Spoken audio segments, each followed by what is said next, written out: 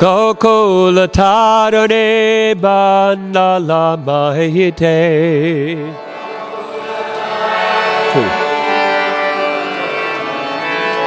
Radhe Jaya Jaya Madhava Daite.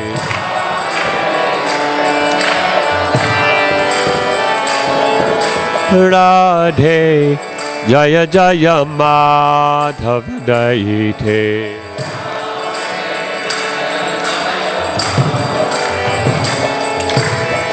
Damodara Vardhana Veshe Hare Niskuta Vrindave Pineshe.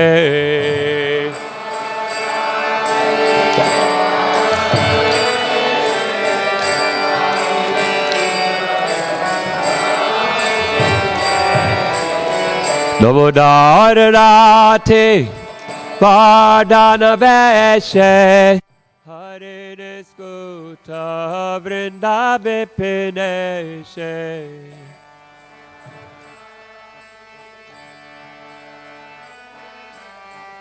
Hare Niskuta Vrindave Pineshe. Radhe Jaya Jaya Madhava Daite.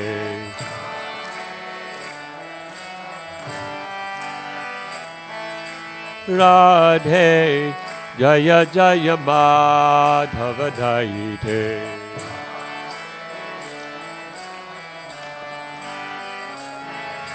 Gokula Tarune Mandala Mahite.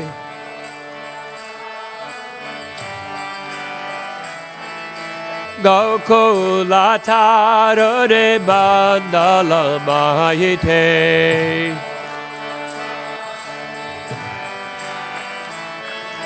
Radhe Jaya Jaya Madhava Daite.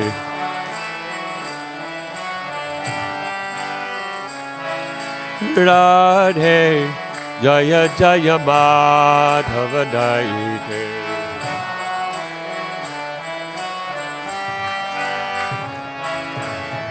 Vishabhanudadhe Navashashileke Lalita Sakhi Gunarameta Vishake.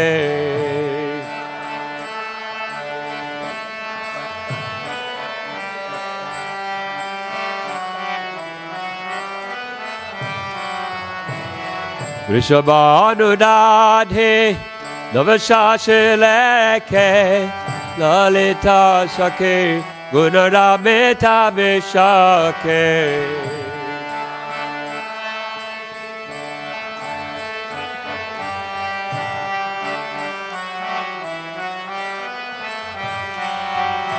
Radhe Jaya Jaya Madhava Daite.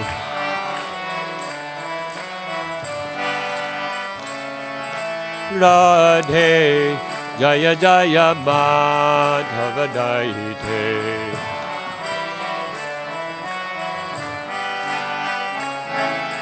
Gokula Tarune Mandala Mahite.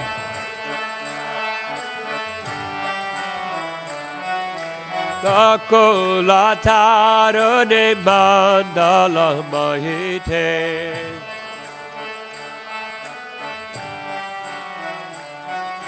Radhe Jaya Jaya Madhava Daite.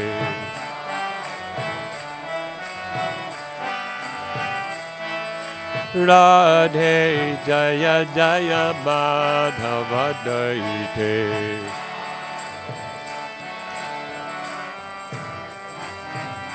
Radhe Jaya Jaya Madhava Daite.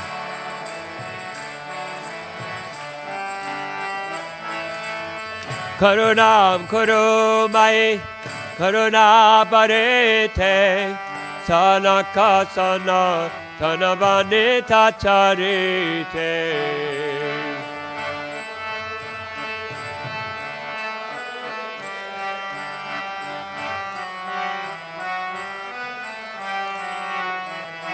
Karunam Kurumai Karuna Parite Sanaka Sana Tanabanita Charite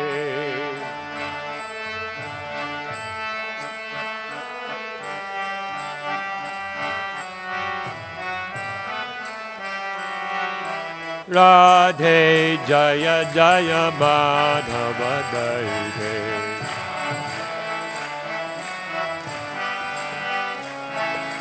Radhe Jaya Jaya Madhava Daite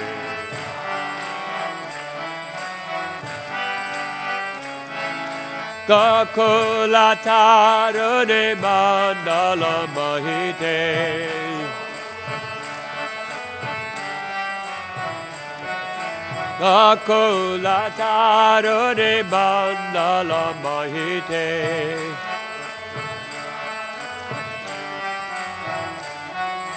Gokula Tarune Mandala Mahite Radhe Jaya Jaya Madhava Daite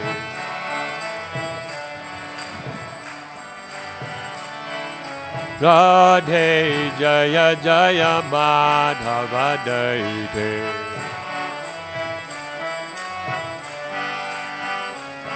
Radhe Jaya Jaya Madhava Daite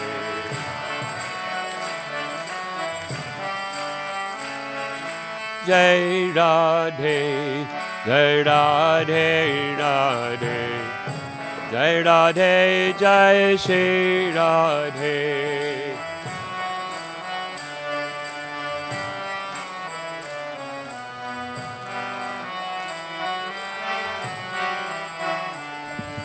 Jai Radhe Jai Radhe Radhe Jai Radhe Jai Shri Radhe Jai Radhe Jai Shri Radhe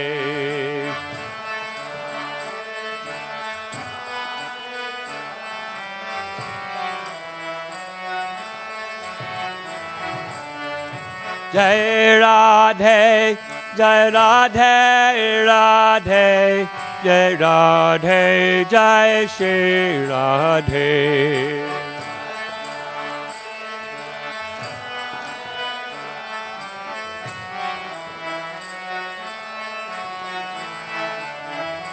Jai Krishna Jai Krishna Krishna Jai Krishna Jai Shri Krishna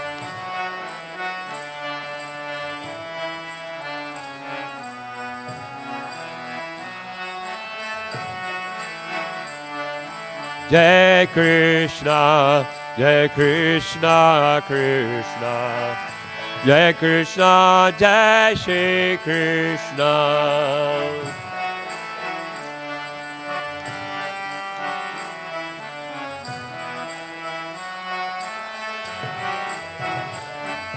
Jai Krishna, Jai Krishna, Krishna, Jai Krishna, Jai Shri Krishna.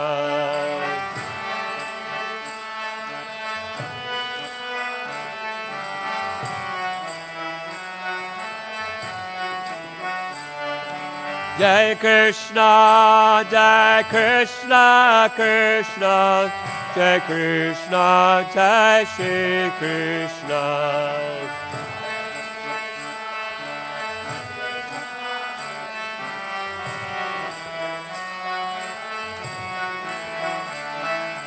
Hare Krishna, Hare Krishna, Krishna Krishna, Hare Hare, Hare Rama, Hare Rama, Rama Rama, Hare Hare.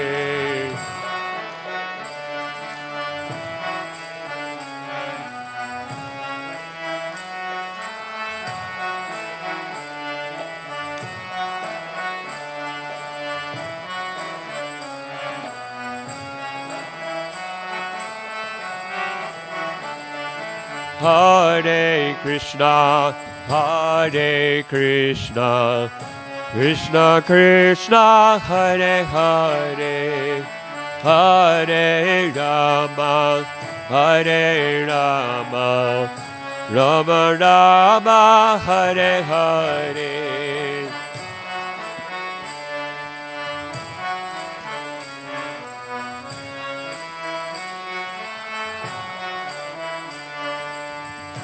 Hare Rama, Hare Rama,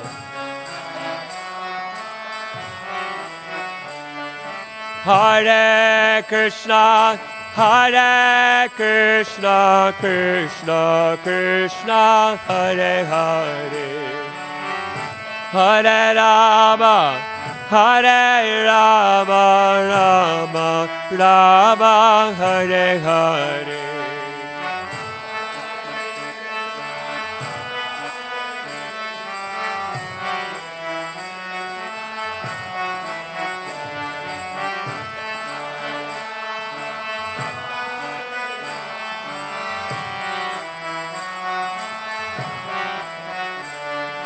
Hare Krishna,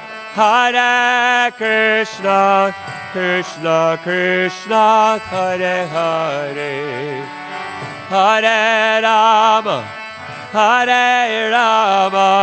Rama Rama, Hare Hare.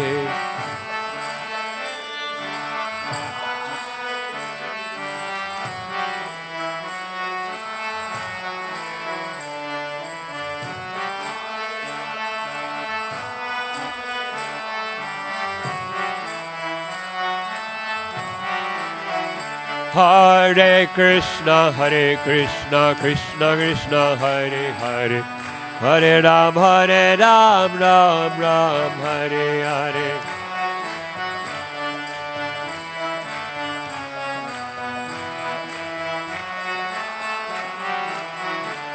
Hare Krishna, Krishna Krishna, Hare Hare, Hare Ram, Ram Ram, Hare Hare.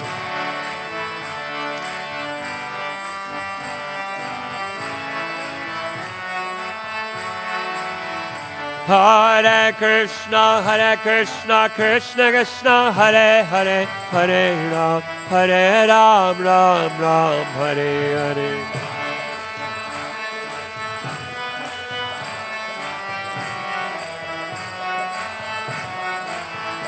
Hare Krishna, Krishna Krishna, Hare Hare, Hare Ram, Ram Ram, Hare Hare.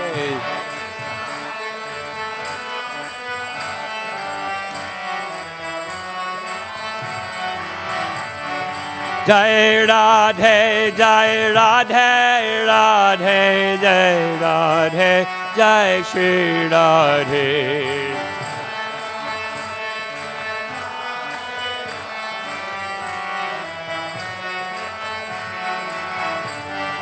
Jai Krishna, Krishna, Jai Krishna, Jai Shri Krishna.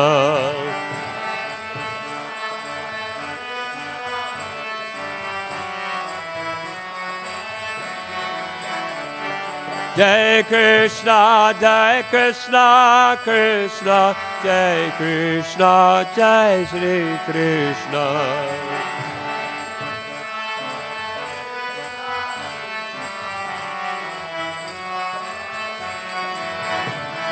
Radhe Jaya Jaya Madhava Daite. Radhe Jaya Jaya Madhava Daite.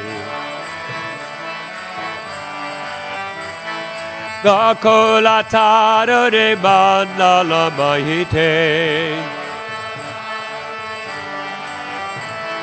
Gokula Tarare Mandala Mahite. Radhe Jaya Jaya Madhava Daite.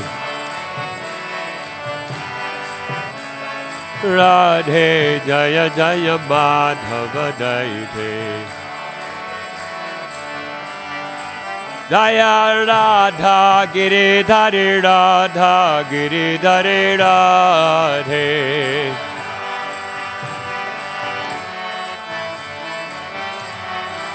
Jaya Radha Giridhari Radha Giridhari Radhe.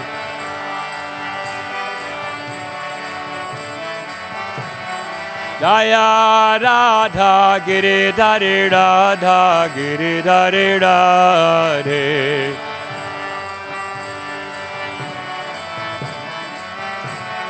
Jaya Prabhupada, Jaya Prabhupada, Prabhupada, Jaya Prabhupada.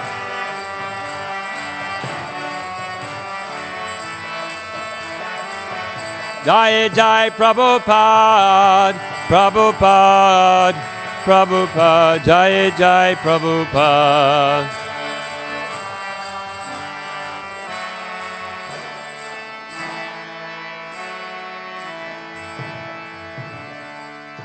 Jayo Vishnupad Paramahansa Parivrajakacharyasто Charasata Shri Shrimad Abhay Charanaravinda Bhaktivedanta Swami Srila Prabhupada Ki. Shri Rup Shri Sanatan Bhattaraguna Shri Jiva Gopal Bhattadasaraguna Sargoswami Prabhugan Ki. Prem Se Goho Shri Krishna Chaitanya Prabhu Nityananda Shri Advaita Gadadhara Shri Vasari Gaur Bhaktivinoda Ki. Shri Shri Radha Krishna Go Gopa Gopina Shamakun Radha Kun Giri Govardhan Ki. Ganga Devi Ki, Yamuna Devi Ki, Bhakti Devi Ki, Tulsi Maharani Ki, Harinam Sankirtan Ki, Mayapur Navadip Dham Ki, Vrajabhumi Shri Vrindavan Dham Ki, Samaveta Bhakta Vrinda Ki, Nitai Gaur Premanandi. All glory to the assembled devotees. All glory to the assembled devotees. All glory to the assembled devotees. All glory to Sri Sri Guru Guranga. All glory to Srila Prabhupada.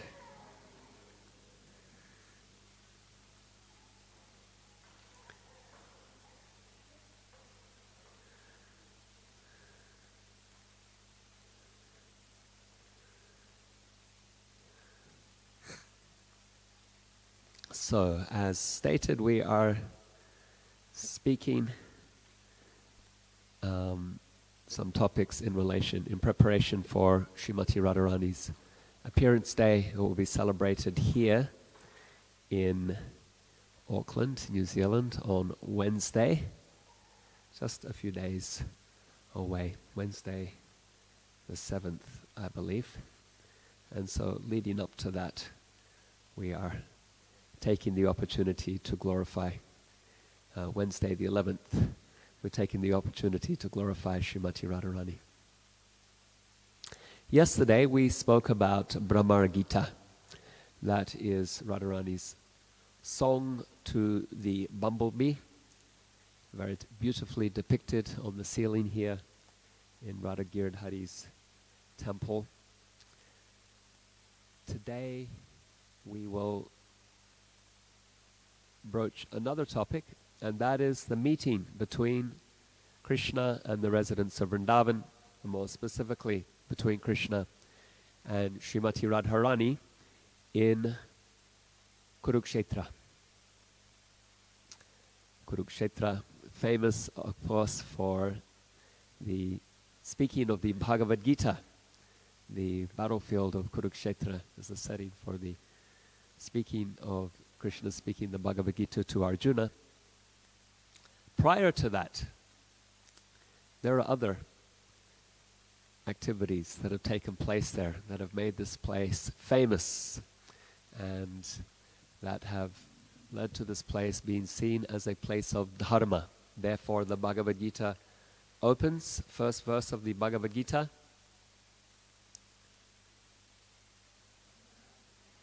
Dharma kshetre kurukshetre samavetaya yutsavaha mamaka pandavascheva kimakurvata sanjaya. When they assembled at that Dharma kshetra, that holy place called Kurukshetra, what did my sons and the sons of Pandu do? So the Bhagavad Gita begins by acknowledging, recognizing, glorifying this place, Kurukshetra, as a dharma kshetra, as a holy place, a place of pilgrimage. And so, prior to the Kurukshetra war, there had been this incident of a meeting there between Krishna and the residents of Vrindavan. Specifically, we will focus on the meeting between Krishna and the gopis, and then even more specifically, Krishna and Srimati Radharani. So the verse we will discuss as our primary focus is the verse depicted on the board. Canto 10, chapter 82, text 48. Om Namo Bhagavate Vasudevaya. Om Namo Bhagavate Vasudevaya. Om Namo Bhagavate Vasudevaya.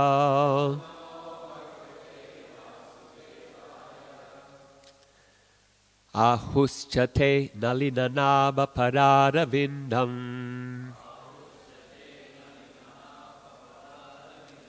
Ahuschate nalinanava pararavindam. Yogeshwarar hridi vichintyam aghada bodhe.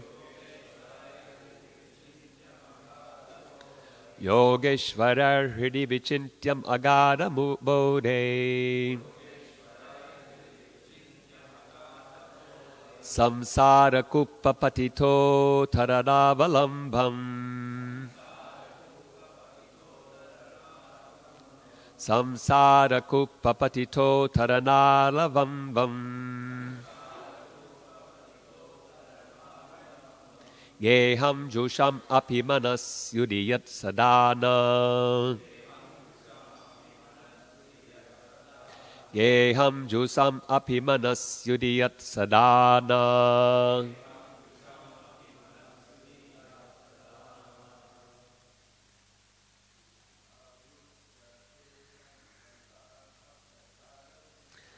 Ahuschate nava padada vindam.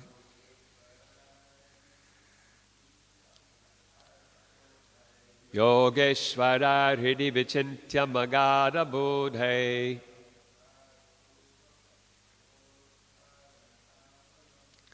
Samsara kupa patito haranavalamvam.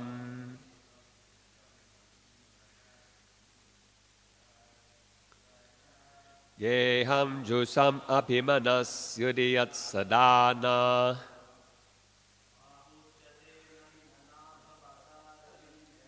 Ahuschate nalinanava padavidandam. Yogeshwara hridi vichintya magada bodhe.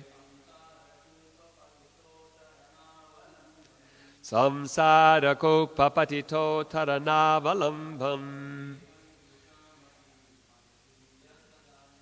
Yeham jusam apimanas yudiyat sadana.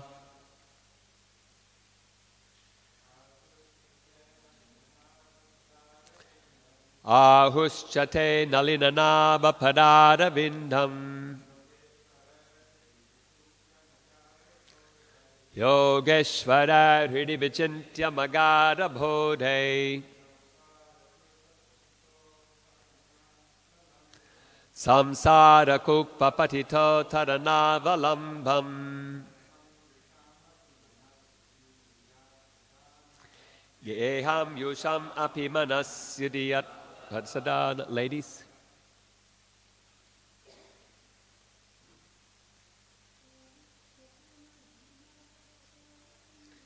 Ahuschate nalinanava padaravindam. Yogeshwara hridi vichintya magada bodhe.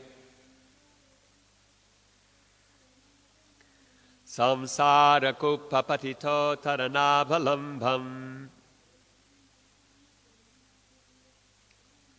Yeham jusham apimanas siriyat sadana.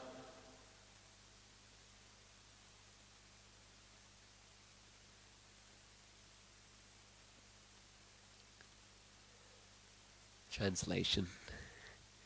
Dear Lord, whose navel is just like a lotus flower.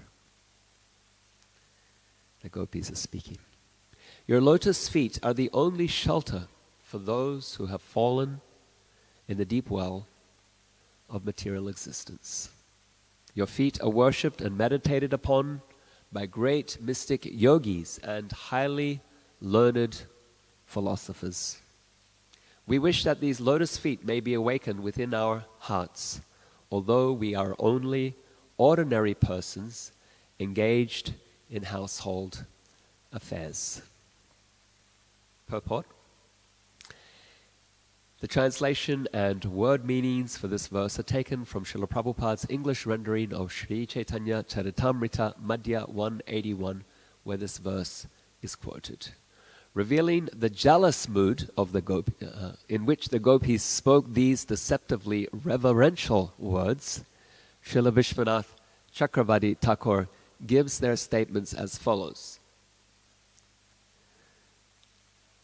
So Vishwanath Chakravarti Thakur is here in revealing a inner meaning, a hidden meaning, less reverential than the one we just read. He says, the jealous mood in which the gopis spoke these deceptively reverential words. O Supreme Lord, O directly manifest Supersoul, O crest jewel of instructors in definitive knowledge, you were aware of our excessive attachment to home, property, and family. Therefore you previously had Uddhava instruct us in the knowledge that dispels ignorance, and now you have done so yourself. You remember yesterday we discussed Uddhava visiting Vrindavan with some message? They're referring to that.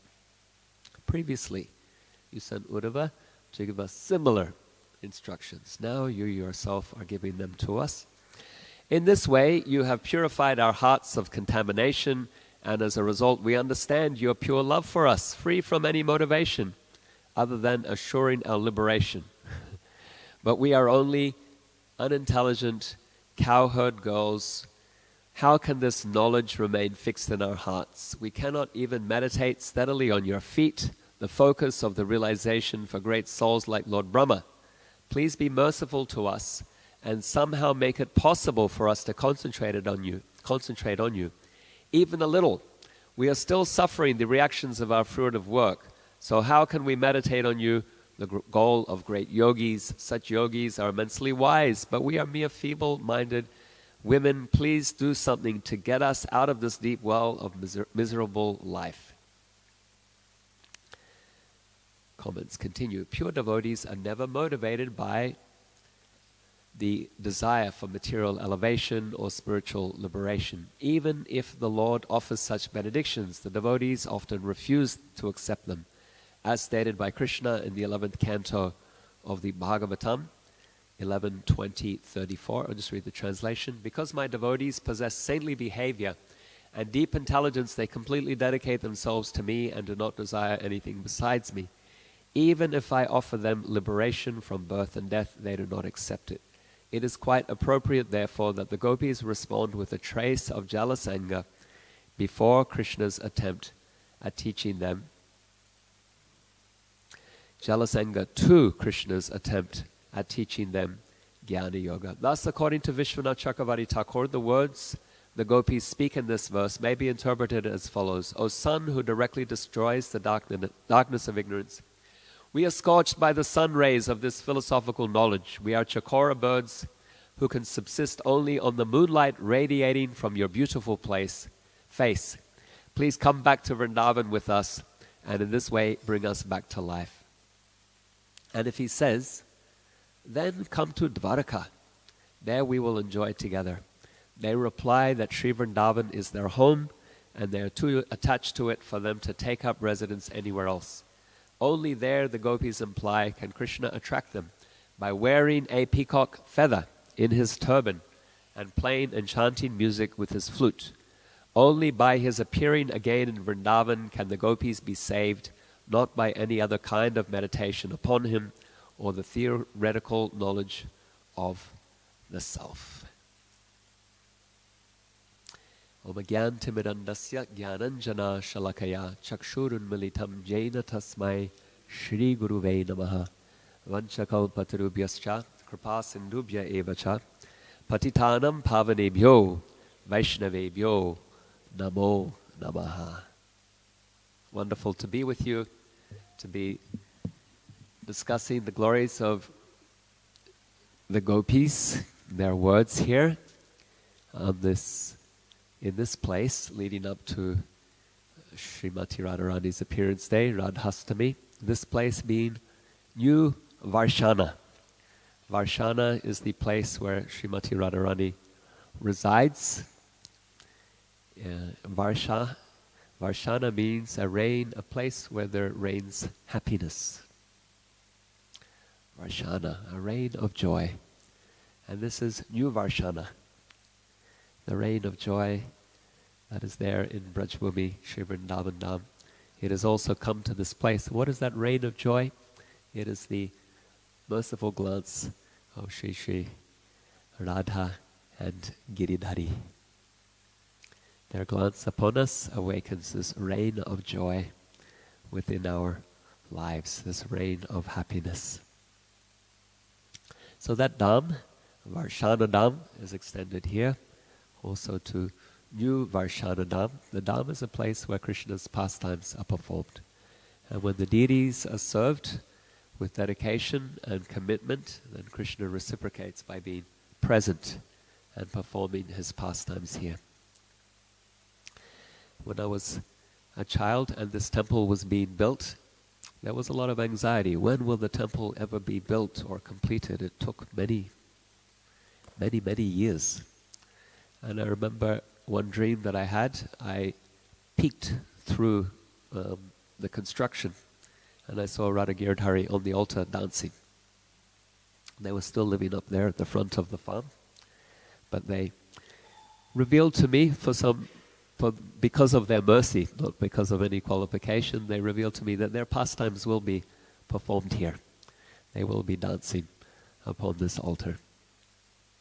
So that is Varshana Dham, New Varshana Dham, but today we are going to Kurukshetra Dham, Dharma Kshetra.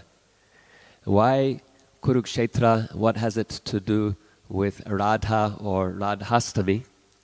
Bhaktisiddhanta Saraswati Thakur once surprised his audience by saying that shallow thinkers appreciate Vrindavan, but people of real bhajan, real aspiration, will seek to serve in Kurukshetra. Bhaktisiddhanta Saraswati had a way of also being contrarian. He is Varshabhanavi Daita Das. He's also named after Srimati Radharani. Radharani's nature is that she is contrarian. Bhamya. Bhamya means to the left. She always takes an opposite, whatever Krishna says, she will take the opposite view just to create rasa, to create spice, we can say, create emotional reaction and playfulness in the pastimes. So Bhaktisiddhanta Saraswati, he would also provoke sometimes with statements like this that can shock a little. Vrindavan is for shallow thinkers. Those who are really serious about bhajan, they will seek to serve in Kurukshetra. He noted how Bhaktivinoda Thakur, after visiting many holy places of pilgrimage, had remarked that I would like to spend my last days in Kurukshetra. And it's not because of the battle. If you're thinking, well, maybe Bhagavad Gita preaching, that's why they're preachers. It's not because of the battle. Something else that they had in mind with these statements. Any thoughts, any insights what this might be? Why is Kurukshetra the place for people with real aspiration for service? Yes, Krishnendu.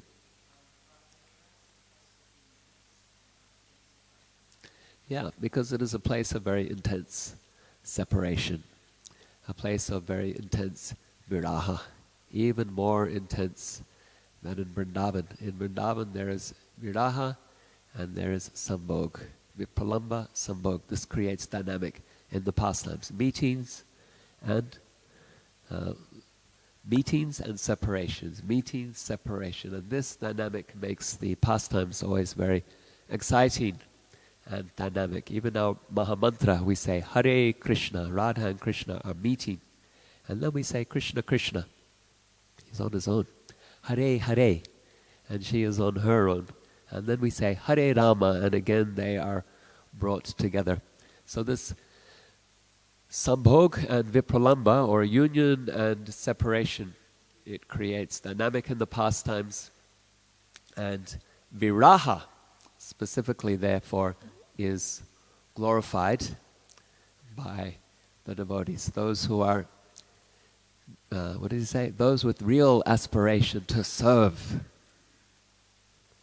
Because in the separation, then there is intense need as well. Krishna wants to be reunited with Radha. Radha wants to be reunited with Krishna. And there is, when there is a problem, there is an opportunity. When in business, when a customer has a problem, there's your opportunity to really shine and make a lasting impression, a lifelong customer, by going above and beyond to resolve their problem for them. So there Radha has a problem, Krishna has a problem. And so when the need is greatest, the opportunity to serve and to become endear oneself through service is a great opportunity. Therefore, Bhaktivinoda Thakur, Bhaktisiddhanta Saraswati have made these statements about Kurukshetra, where the need is greatest. Therefore, Chaitanya Mahaprabhu is meditating on Rathayatra. He's meditating on these points, these concerns, these feelings, these sentiments in the Rathayatra. So we will come back to that. We will return to these questions.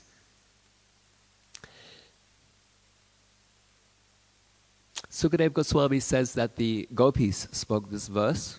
When we read Chaitanya Mahaprabhu's activities at Rathayatra, we will see that he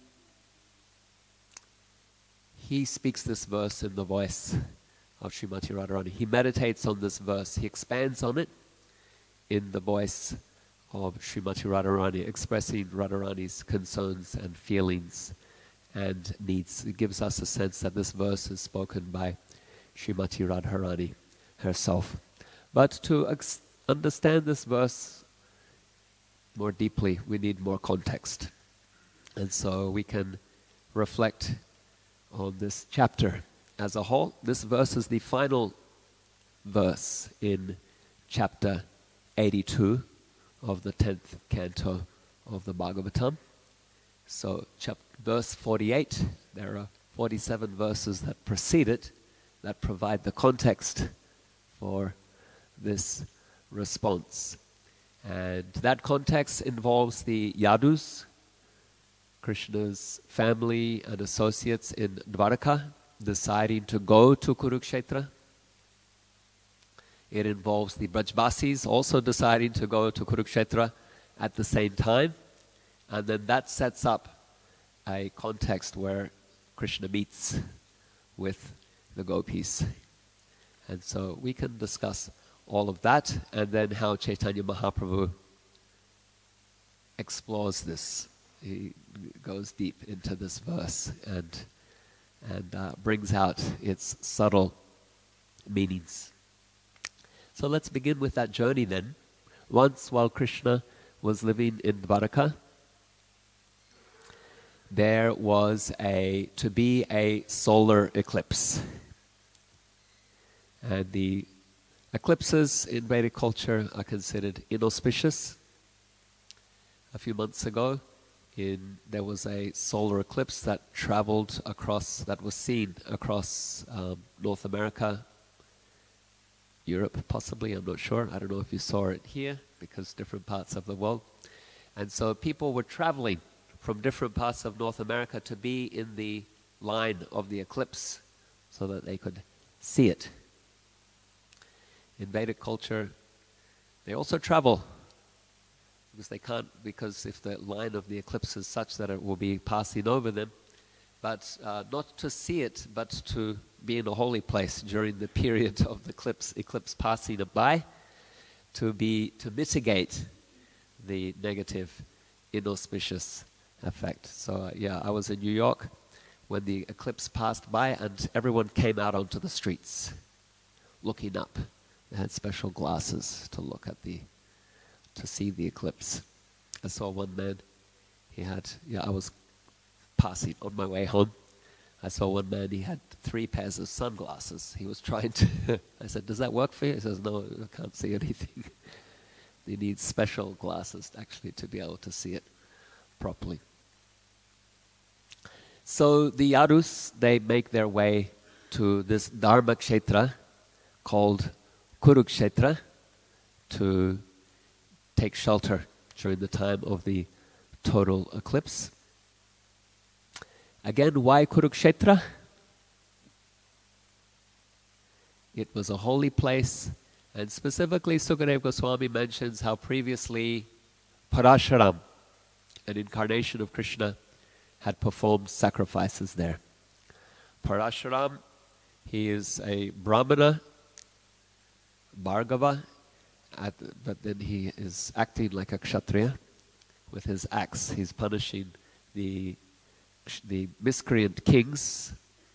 And so 21 generations of kings were killed by Parashuram, and lots of blood.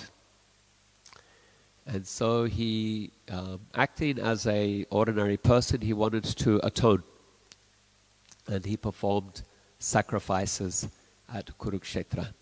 And because of the greatness of the sacrifice also, this place has been made great. Even prior to that, Brahma had performed meditation and sacrifice there, and then Parashuram, he also performed sacrifice at a place called Samta Panchaka, 5 lakes, where he performed this sacrifice. And so from ancient times, this Kurukshetra was regarded as a holy place. And so the Yadus, along with Krishna, they make their journey. The way Sukadeva Goswami describes this is most wonderful. He says they traveled with their chariots that rivaled the aeroplanes in the heavens. And because they're a powerful Kshatriya family, a royal family. And so many chariots are moving, and they look like spaceships. Sometimes people see the Rath Yatra cart, and they say it looks like a transcendental spacecraft gliding through the fields. And so imagine the Yadus' chariots gliding along the road. Look very majestic, very powerful. And then Sukadeva Goswami says their horses are also moving with a rhythmic gait. So you can see all in unison how the horses are moving. And there are bellowing elephants as huge as clouds, Sukadeva Goswami says. So you can imagine the scene, the pomp and the splendor, the opulence of the Yadus on full display. They're not just going to Kurukshetra, they are going. And they are showing all of their power and their splendor. And this is significant to this verse, and what we're discussing here. The Yadus' opulence is on full display as they process. It's a procession. It's a long distance, but they are undertaking this procession to Kurukshetra, displaying all of their opulence along the way. As kings also, it is a way of showing the power of the royal family to the citizens, that they feel protected. Also those who are maybe of malign intent, nefarious bent, then they will also think, oh yes, I must curb my instincts, because I will be punished by these very powerful protectors of Dharma. And so therefore, then to rival kings, it will also show, don't attack our kingdom.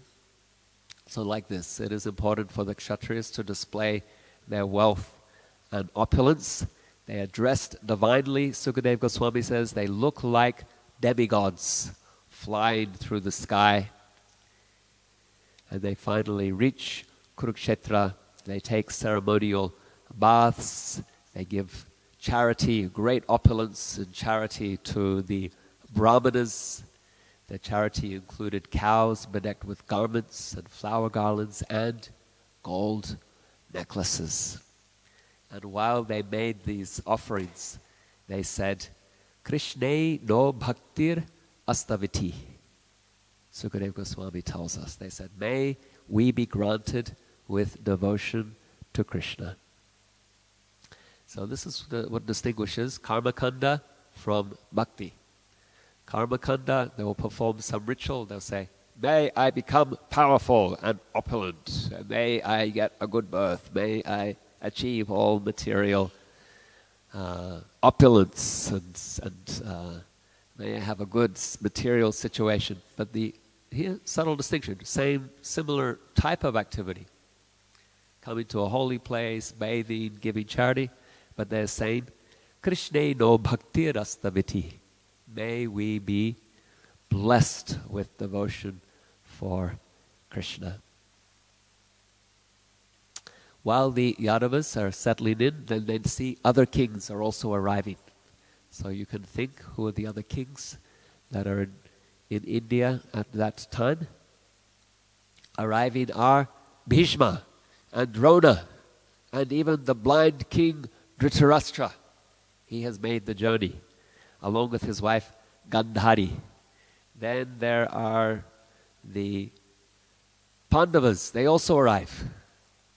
Bhima, Arjuna, Nakul, Sahadev, Yudhisthira Maharaj.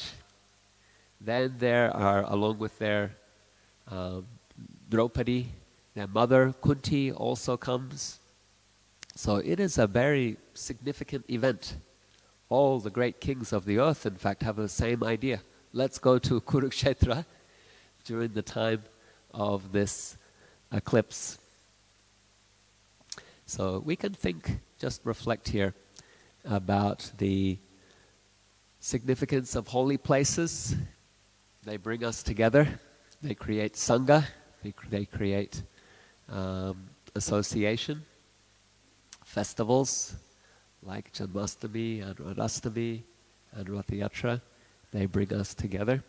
And these are very important occasions. They punctuate the year for us and give us opportunity to pause, get out of our routine, the ordinary, the day-to-day, and to be more focused in our spiritual activity. And so we see that here, how this event, inauspicious event, being made auspicious by this pilgrimage to the holy place of Kurukshetra and the performance of auspicious activities. And it is also creating Sangha. Now, the Brajbasis in Vrindavan, they heard that Krishna was going to be in Kurukshetra along with all the Yadus. And so on receiving this news, Sukadeva Goswami said, Nanda Maharaj and all the Brajbasis, they loaded their possessions onto their wagons and started making the journey to Kurukshetra. So you can imagine the scene as well. There's a contrast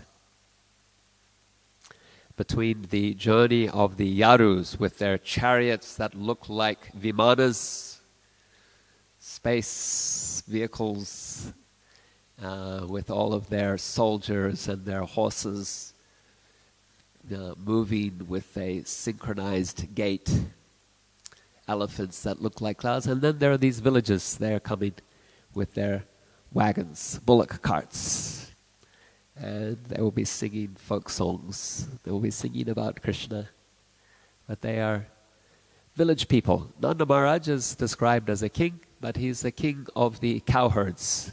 And so, yes, he's opulent, but he doesn't have the opulence of the Kshatriyas, like the Yadus and the Vrishnis and the Kurus, and so on.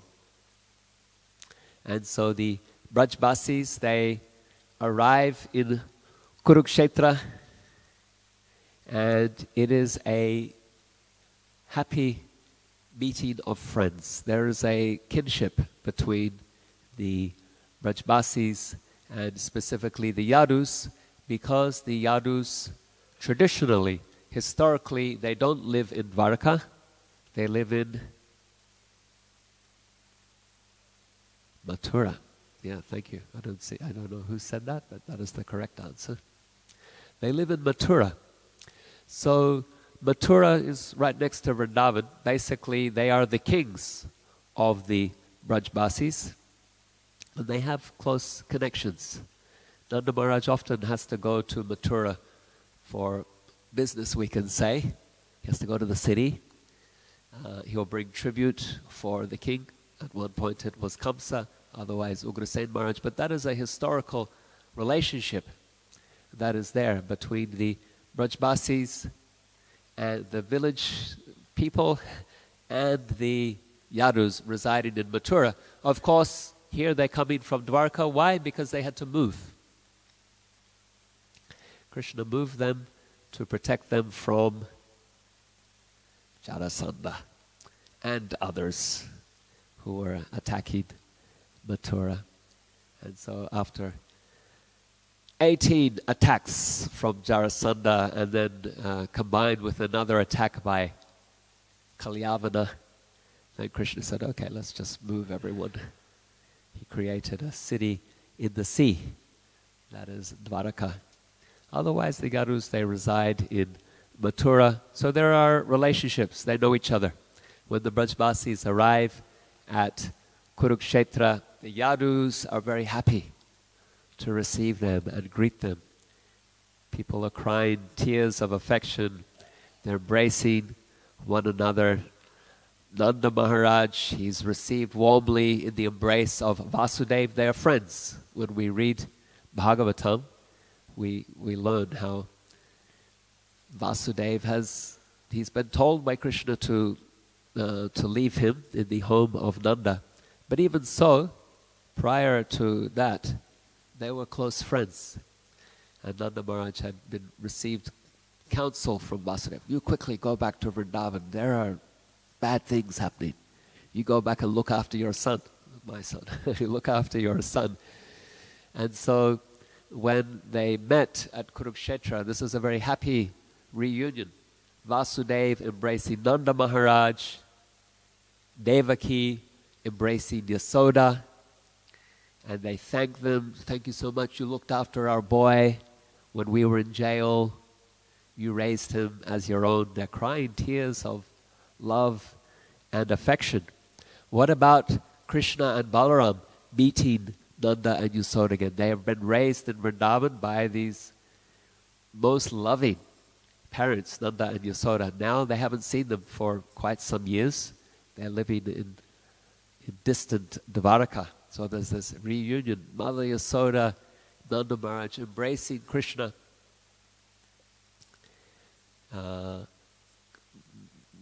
Wetting Krishna with their tears. And what does Krishna say? Anyone know? It's interesting. Krishna was so filled with emotion in the embrace of his parents. We say foster parents, but his real parents, Nanda and Yasoda. Sukadeva Goswami says he couldn't speak. He couldn't say anything. He was so overwhelmed with emotion in their embrace. And Nanda and Yasoda lifted Krishna into their laps. Even though he's a man and a king, he's still their child. And in this way, they relieve the distress of their separation. So yeah, here we see in Krishna's pastimes very intense emotional exchanges. Sometimes in our neophyte stage, we think that emotion is something to be suppressed in spiritual life, in spiritual practice. We must be rigid and austere and not show any emotion, be purely rational in all that we do. But here we see Krishna's pastimes are full of emotion and love and affection. And when you read Chaitanya Charitamrita, I was reading it, I went through it again last year, and one of the things that struck me was how frequently Lord Chaitanya embraced his devotees. Over and over, not just his devotees, common people that he meets while traveling. He's embracing everyone. And so you see Chaitanya Mahaprabhu is full of affection and love, and he's sharing that with his warm and loving embrace. And so Vaishnavas are personalists. They are full of love and compassion. So yeah, Vaishnavism is not about suppressing emotion or personality, personalism, relationships. Rather, these are expressed in a profound way. So let's go to then this, we have discussed the journey of the Yadus, the journey of the Brajbasis, the initial meeting of the Yadus and the Brajbasis. But there is one meeting that we have yet to discuss, and that is Krishna's meeting with the gopis.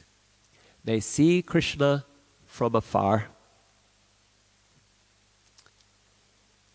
and they're very happy, but also very pained. He doesn't look the same anymore. He doesn't have a turban. He doesn't have a peacock's feather. He doesn't have a flute. That cute cowherd boy that they knew from their youth, he's no more. He is a powerful king wearing a great crown. He has a sword, and he has other weapons, and he has soldiers surrounding him. Chariots and infantry and horses and elephants that look like clouds, and they feel such distance. They have finally come close to him again after so long, and yet they're feeling such distance. This is the same boy, the same person. We are the same, and yet there is a barrier to that love that we felt and expressed in Vrindavan Dham. With their eyes, they drink Krishna's beauty. In the past, when they would see Krishna herding the cows in Vrindavan forest, they would curse the Creator. Brahma, you are a foolish creator. You don't know anything about relishing Krishna's sweetness, because you have made eyes that blink. And for this fraction of a moment that we cannot see Krishna, we are feeling like a lifetime has passed. And so now with these eyes, they drink Krishna's beauty. They want to rush forward to embrace him, but they can't. He's a king. He has soldiers. He has all these ministers and others around him. He has big chariots. And so they can't come close to him. And so Sukadeva Goswami tells us they embrace him in their hearts. They take Krishna into their hearts with their eyes, and within their hearts they embrace him. An internal embrace. And they try to arrange to take Krishna somewhere else, more secluded, where they can be with him in a more personal way. This is what they are wanting, what they are longing for. Krishna sees them, and he also wants the same. And so, at an opportune moment, he takes them to a secluded place, and he speaks. And this time he has some voice. When he was before in the embrace of Nanda and Yasoda, he couldn't speak. He couldn't bring any words. But now he has had a little time to catch himself and his emotion. And so he seeks to console the gopis. He feels what they're feeling. And he wants to address this. And he says, "My dear gopis, do you still remember me?" "Of course we remember you. It was for the sake of my relatives that I stayed away so long, because there are many demoniac enemies that I have to protect them from. Maybe you think that I am ungrateful, and thus you hold me in contempt. Maybe that's what you're feeling." He says, "But it is the Supreme Lord himself who brings people together and separates them. Don't blame me. This is what happens in life. Just as the wind brings together clouds and blades of grass and wisps of cotton and particles of dust, only to scatter them again, in the same way, the Creator also brings people together and then again separates them."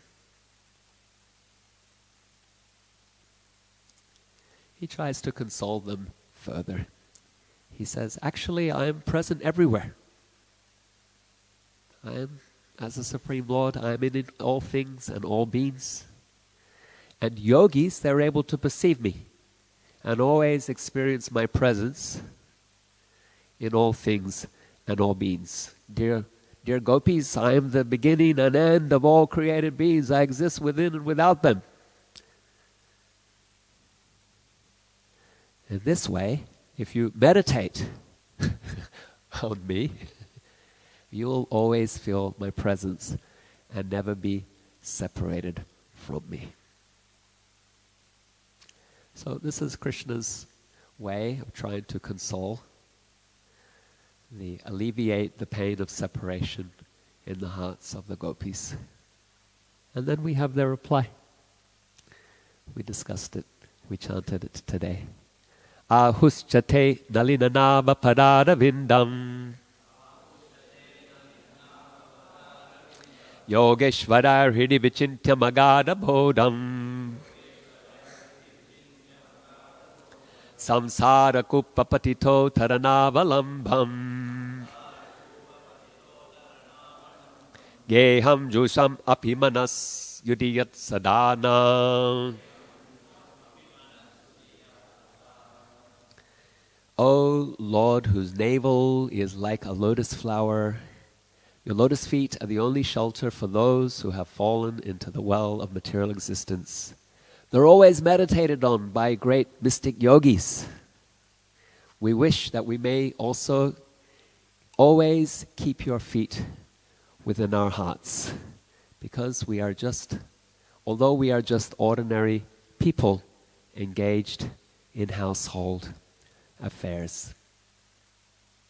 Okay, now we have a deeper sense of the sentiment being expressed in this verse, but we can go deeper, because 500 years ago during the Rath Yatra festival, I know that you in Auckland, you celebrate many Rath Yatras through the year, and so as you deepen in your appreciation of Srimati Radharani, meditating on this verse, you can also deepen your appreciation and meditation on Rath Yatra as well. During the Rath Yatra, Chaitanya Mahaprabhu, Krishnadas Kaviraj Goswami tells us, threw his arms into the air and chanted this verse in great ecstasy. This very verse. He's looking upon that great chariot like a viman, like a spaceship, gliding along the road in Jagannath Puri. He sees those horses at the front of the chariot with their synchronized gait. He sees the king's elephants. And as he's pulling that chariot, this verse comes to his heart, and he throws his arms into the air and he expresses it, the feelings, the sentiment of Srimati Radharani and the gopis. And in doing so, he reveals a deeper meaning of this verse. Singing in the mood of Srimati Radharani at the Rath Yatra, he reveals 3 points that we can explore. One is that Srimati Radharani's heart is not different from Vrindavan. Another is that the simple love of the gopis is superior to the advanced knowledge and renunciation and meditation of yogis. And 3, that the apparent mundane affairs of the residents of Vrindavan are not at all mundane. They are the highest perfection of love for Krishna. So, these are 3 points that come from this verse that Chaitanya Mahaprabhu mines like a miner brings out some jewels from the earth, reveals them, polishes them to reveal their beauty, their glory. And so in this verse, Chaitanya Mahaprabhu, he reveals that Radha is first glorifying Krishna's lotus feet. Krishna's lotus feet, and she wants them to be awakened in her heart. May those lotus feet be manifest in our hearts, although we are ordinary people attached to mundane activities. And that heart, where Radha wants Krishna to manifest his lotus feet, is no different from Vrindavan Dham. Her request is, come home. She says, you are the only shelter. If your lotus feet do not return to Vrindavan, then it will be difficult for us to maintain our lives. And why is this so important? Because Vrindavan is imbued with that sweetness that cannot be manifest elsewhere. Not in Mathura, not in Dwarka, not in Kurukshetra. In Vrindavan, Krishna is the cowherd with his peacock's feather and his flute. And so, outside of Vrindavan, that intimacy, that love that is there between the Brajba, it can't manifest. And so to be Krishna, for Krishna to fully be Krishna, he has to be in Vrindavan. He can't fully be himself elsewhere. Even you may have experienced this. Some places, some contexts where your personality really comes out, and others where you feel inhibited. Radha, seeing Krishna in Kurukshetra, is like, that's not Krishna. That's not fully him. It's not because of selfishness that the gopis are saying, you must come back to Vrindavan. They want Krishna to fully be himself and to experience the fullness of his sweetness and his glory. And therefore they're saying, may you manifest your lotus feet in our hearts. Our hearts are in Vrindavan. Please come home. In the same time as Chaitanya Mahaprabhu relishes this verse, he sings another, which was very surprising to the people in Jagannath Puri. It was a secular love poem. A popular poem of the time, like a popular song of today. You might hear on the radio, there are many love songs. And so Chaitanya Mahaprabhu, he's a sannyasi, he's singing a secular love poem. Yakomara harasa eva hivarastha eva chaitra kshapas. Te kon malita malati saurabhya prada kadam bhanila. He says, that very personality who stole my heart during my youth is now again my master. These are the same moonlit nights in the month of Chaitra. The same fragrance of malati is there. The same breezes blowing from the Kadamba forest. In our intimate relationship, I'm also the same lover, yet my mind is not happy here. I'm eager to go back to the place on the bank of the Reva under the Vetasi tree. That is my desire. This is the song Chaitanya Mahaprabhu was singing, and it confused lots of people. If during the Rath Yatra the kirtan leader broke out maybe singing a Taylor Swift song or something, it would confuse people, like, well, what's he doing? That's not that's not appropriate. Imagine if it was a visiting sannyasi who broke out with a song like that. Yeah, everyone would be quite perplexed. That's what Chaitanya did. He sung a popular love poem. It confused people. Rupa Goswami, he wrote another poem and he put it into the grass-thatched roof of the house where Haridas Thakur was living. And every day Lord Chaitanya would go to visit Haridas Thakur. And so the next morning as he went to Haridas's home, he saw there's something sticking out of the thatch in the roof. And he pulled it out. It was a palm leaf, and he read it. And it was a poem. It said, "My dear friend, now I have met my dear friend Krishna on the field of Kurukshetra. I am the same Radharani, and now we are again meeting together. It is very pleasant, but I would like to go back on the bank of the Yamuna, beneath the trees of the forest there. I wish to hear the vibration of a sweet flute playing the fifth note in the forest of Vrindavan. I am the same Radha, he is the same Krishna. We are the same lovers, but my heart is not peaceful. How I long to be back in Vrindavan on the bank of the Yamuna, under the Kadamba tree, hearing the fifth note from Krishna's flute." When Lord Chaitanya read the poem, his hair stood on end, and he said, "Who has understood my mind?" Who was it that had understood his mind? Shri Chaitanya Mano Bishtam Stapitam Yena Bhutale Swayam Rupakada Mahyam Dadati Sapadantikam. He who revealed the mind of Sri Chaitanya, that Rupa Goswami, unto him I offer my humble obeisances.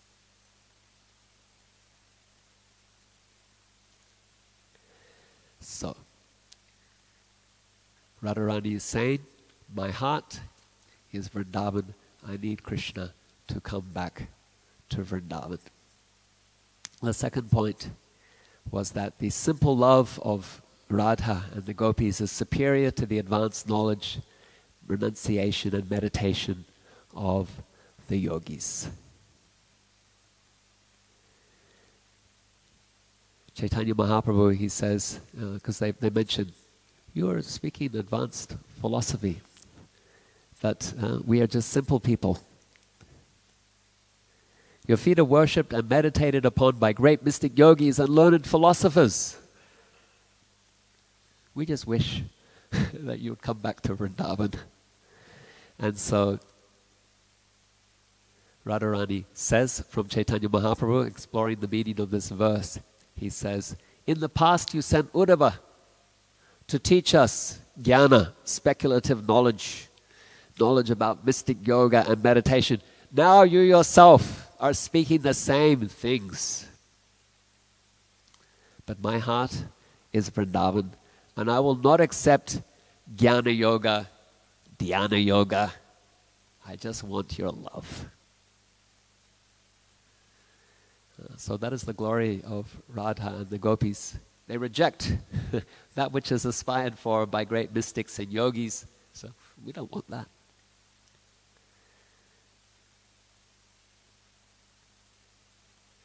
And in this they reveal that they are superior to the jnanis and yogis. That bhakti, that prema is superior to that which is relished by jnanis and yogis. Chaitanya Mahaprabhu reveals Radharani's heart, saying, teaching us about meditation is another kind of duplicity.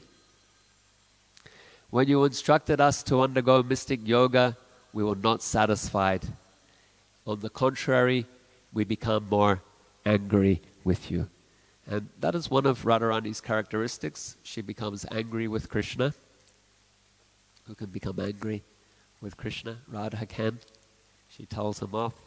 She punishes him, and Krishna relishes this very much.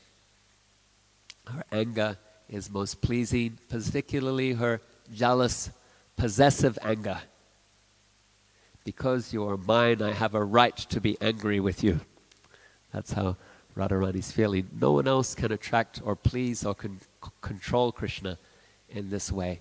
Radha's bhamya, contrarian nature, makes him have to work to seek his favor. Okay, let's go to the third point, and that is the apparent mundane affairs of the residents of Vrindavan are not at all mundane.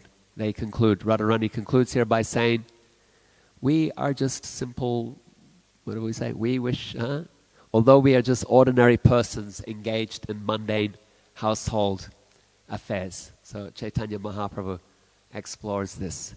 He says, Radharani is saying, I will not withdraw my consciousness from you and engage in it material. Well, I would like to withdraw my consciousness from you and engage it in household activities.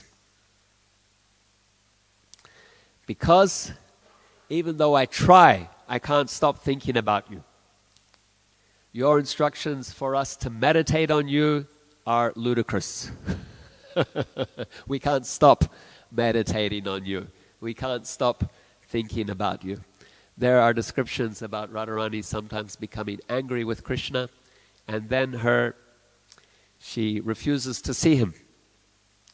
And she wants to remove anything from her presence that reminds her of Krishna.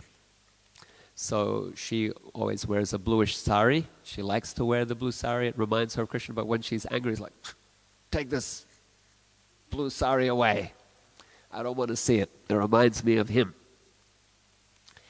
She wears dark mascara, kajal on her eyes. Take it off. And all the gopis have to remove their kajal. She has a friend named Shama Gopi. Shama Gopi is banished. She has his name. Despite all of her efforts, she can't stop thinking about Krishna. And Uddhava, Krishna's messenger, the great Jnani, he recognized the superiority of Radha's love and absorbed meditation, that the Jnanis can't even come close to achieving. And therefore, as we discussed yesterday, he prays to become a blade of grass, that he might get the dust of the lotus feet of Radha and the gopis upon his head. Another point in referring to family, yes, we are just mundane people absorbed in mundane affairs. There is also, Lord Chaitanya says, there is a barb here. Radha's prodding Krishna. How could you have forgotten your mother and father? We're not like you, that you can easily forget and go away. We are just absorbed in household affairs, but you left your mother and father, Nanda and Yasoda. Have you forgotten Govardhan Hill Have you forgotten the bank of the Yamuna River and the forest of Vrindavan? Have you forgotten your cows? Have you forgotten all the forest animals who love you? Have you forgotten the rasa dance? So then Radha is saying, I want you to come back. And in this she's saying, I don't care for my personal unhappiness. But when I see the sadness in the face of Mother Yasoda and Nanda Maharaj, and when I see the unhappiness of the residents of Vrindavan, heartbroken because of you, I wonder if you want to kill them with your mercilessness. Or will you enliven them by coming home, by coming back to Vrindavan? The inhabitants of Vrindavan don't want to see you dressed like a king or a prince. We don't want to see you associating with warriors in a different country.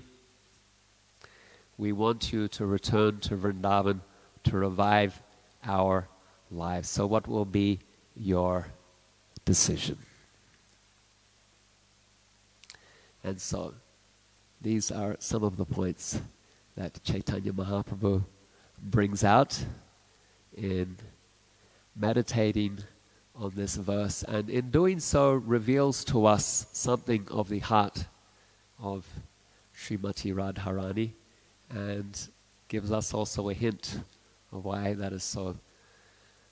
How she completely controls Krishna with her love. She binds Krishna up with her love. And our invitation from Srila Prabhupada and Chaitanya Mahaprabhu is to cultivate love in her wake, or to cultivate loving devotion for Krishna following this sentiment or mood.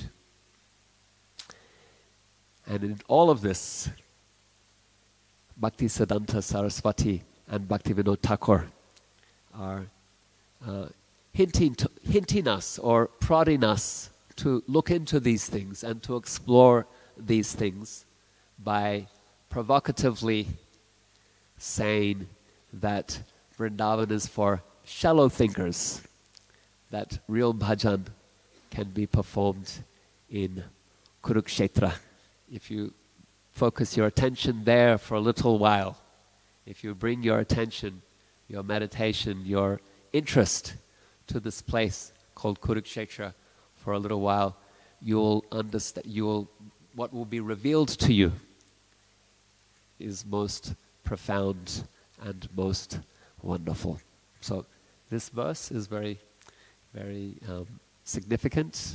It's a treasure chest that we can explore, seeking to understand something of the sentiment of Srimati Radharani and her love for Krishna and their relationship, and also giving us a guidepost in terms of our own aspiration, our own prayojana, our own goal, our own param gati.